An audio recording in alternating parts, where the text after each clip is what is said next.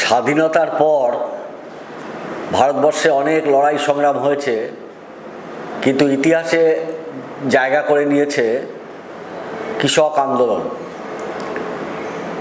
প্রায় এক বছরের অধিককাল ধরে 750 মানুষের জীবনের বিনিময়ে নাছোড়বান্দা আন্দোলনের মধ্য দিয়ে মোদী সরকার বাধ্য হয়েছিল 3টে আইন বাতিল করতে।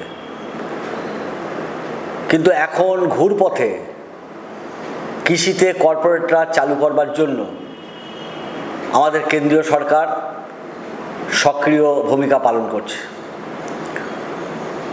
এমএসপির দাবি মীমাংসিত হয়নি, যদিও আন্দোলন তুলে নেওয়ার সময় সরকারের সঙ্গে যখন আলোচনা হয়েছিল তখন এমএসপির দাবি সরকার পূরণ করবেন, এটাই ছিল মূল আলোচনার বিষয়।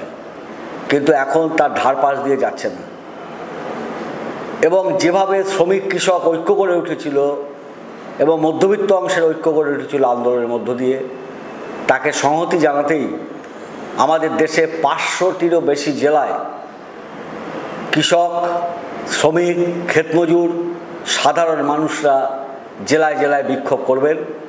এই বিক্ষোভ সমাবেশ শুধুমাত্র কৃষকের ইস্যু নয়, শ্রমিক, ক্ষেতমজুর, সাধারণ মানুষের ইস্যু, ধর্মনিরপেক্ষতার ইস্যু, সামগ্রিক ইস্যুগুলো যুক্ত হবে এই আন্দোলনে। আমরা আবেদন করব যে জেলায় জেলায় আমাদের রাজ্যে যে সমাবেশগুলো হবে সেই সমাবেশে আপনারা যোগদান করুন। এই কথা আমরা ক্ষেতমজুর ইউনিয়নের পক্ষ থেকে আপনাদের কাছে আবেদন করছি।